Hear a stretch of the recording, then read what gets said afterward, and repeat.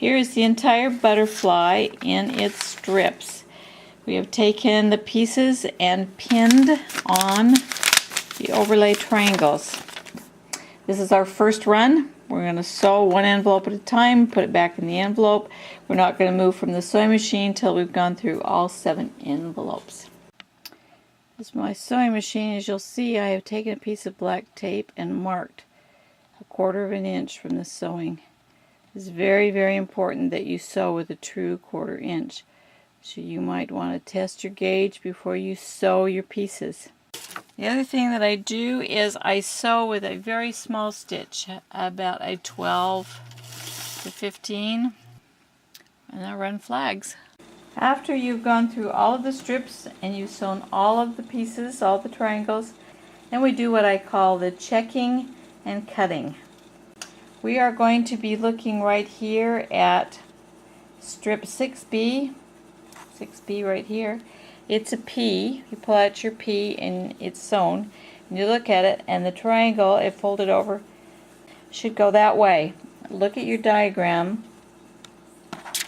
on your chart and you go, that P should have a black that's folded that way.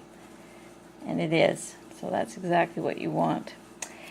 And then if that is correct and it's a good triangle, it goes all the way to the edge, you take your scissors and you trim it about 1/4 of an inch from the edge and set it aside. If you have one that doesn't, if it comes up short of the edge, you'll want to unpick it, turn it around, and sew it down again. The blue piece, if you look, it has a black on this side and a small black tip on here. We take our piece out and we double check that. Yep, you want to check them before you clip them. That side, and then you take your scissors and you cut them.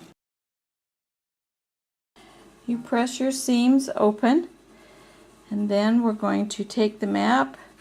Once you have all your seams pressed open, we're going to take the map again, and we're going to line the pieces up in order and pin and put back inside the strip envelope. This is one of those 45-degree angles that have to be joined to a straight seam. I'm going to take a ribbon. This ribbon is 1/4 inch piece of ribbon. I'm going to lay it on the top right against the edge, and where it hits the seam, take a pin and put it right through the seam, right where that ribbon hits.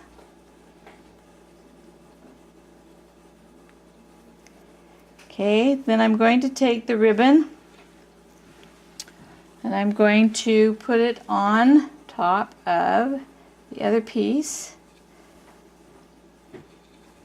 and take the pin and put it right where the ribbon hits the seam line. So it's 1/4 of a way down, 1/4 of an inch down. Then I match the edge on this one side and pin it. Hopefully the edge on the other side and pin it. And then I have these two that should be right on top of each other edge and pin it. When I run my seam through that at 1/4 inch, it should hit that line right at 1/4 inch and make those two black lines line up perfectly. This is how you want that seam that you carefully lined up to come out. You want it to just touch right on. If you line them up, you'll like the outcome. Okay, these are our last 3 pieces. We are going to put them in the envelope. Now all the pieces for strip 5A are in the envelope ready to be sewn. When you have them all pinned, strip 1, strip 2, strip 3, then you're ready to sit down at the sewing machine. You will sew strip number 1, put the pieces back in. Sew strip number 1B, put the pieces back in. Strip 2, put the pieces back in. 2B, put the pieces back in. Keep your strips together in their envelopes, but don't move from the sewing machine unless you have to, till you have sewn all of the strips. This is your second sewing run. Now that we have finished our second round of sewing, we're going to go strip by strip, and we are going to check We are going to press. We are going to pin for the third run of sewing. So third sewing run for strip 7, I take out, according to my map, it is my I2. And I take out my I2 piece and I pin it to my 7A. By the fourth sew, all of your strips should be in one piece. Okay, you can see as we put the sections together, a butterfly starts to appear. These two sections, you will use the ribbon a lot as you connect strips. And if you do, your lines will all line up. You get nice matches.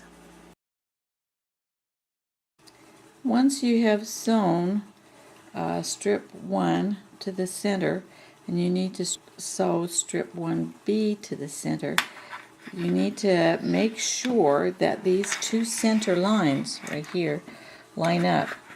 It'll be very visible if they do not. And just going from edge to edge doesn't necessarily make sure that happens.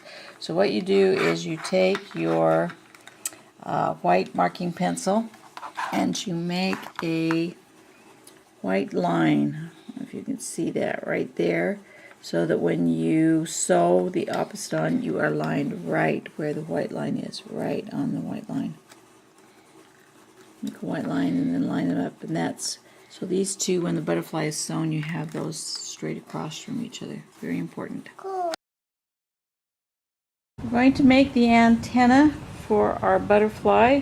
We make it out of 1/4 inch ribbon, and we are going to attach the ribbon to an adhesive, which is heat and bond.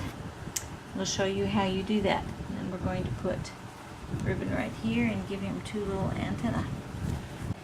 We're going to cut our heat and bond, our adhesive, the same width as the ribbon. Since it's 1/8 inch ribbon, we're going to cut some little 1/8 inch strips. The heat and bond sheets are 18 inches wide, so you get enough for about 2 antennae, 2 blocks. So you need to cut 5 of these. We pin the ribbon to the ironing board so that it's taut. We heat up our iron so that it is on high speed, and then we take the heat and bond and we start at the end of the ribbon. Keep going.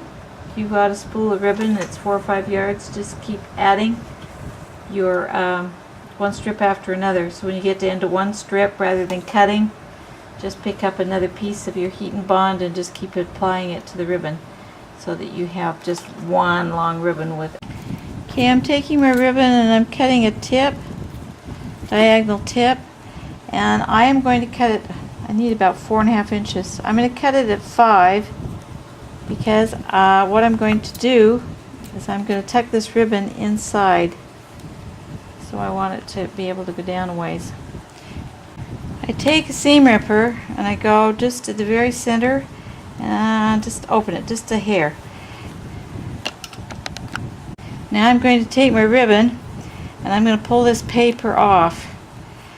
Pull the paper off, you will see the glue is attached, and you're going to stick the antenna inside this little tiny opening that you made that we're going to stitch closed again. And it is going to go from the hole to this side. I'm going to take the other one, take off the paper, stick it in, and go to the other side. When I get the antenna where I want them, I'm going to take a pin and I'm going to, just so they don't slide, I'm going to pin them down. I'm going to put just a little bit above this. Then I will tack them with the iron. 1, 2, 3, 4, 5. Pull out my pins. 1, 2, 3, 4, 5. 1, 2, 3, 4, 5. 1, 2, 3, 4, 5. 1, 2, 3, 4, 5. When you quilt, you will sew down the center of those to keep them in place, but those are tacked. So now you've given your butterfly antenna, and we'll do the same with the other blocks. You're now ready to cut your sashings, which are 3.5 inches by 22 inches, and put them on the side of each of your 9 blocks. You're ready to cut the center sashings. which are 2 full widths of your bolt of cloth. Once you have your sashing on, you're ready for quilting and binding. And you have a beautiful 9-patch butterfly quilt. These instructions also work well for your lap-size butterfly, which is great for the center of a bedspread, or just to make a lap-size quilt. It also is great for your wall size, if you're making one for wall hanging. This blue one can also be made into a bedspread that's 6 blocks with sashing. This is a fun little butterfly. It is not a difficult pattern, and I hope this video has shown you some little tricks and some little ways to make it go together so it looks absolutely fantastic. It's not hard, it's just a precision quilt. You need to be precise in what you do. It's a darling quilt. Everyone that sees it will go ooh and ah, and I hope these little tricks will help it to go together perfectly for you. So everyone, when they see one, will go ooh, ah. I love this butterfly quilt, and I hope you enjoy making it.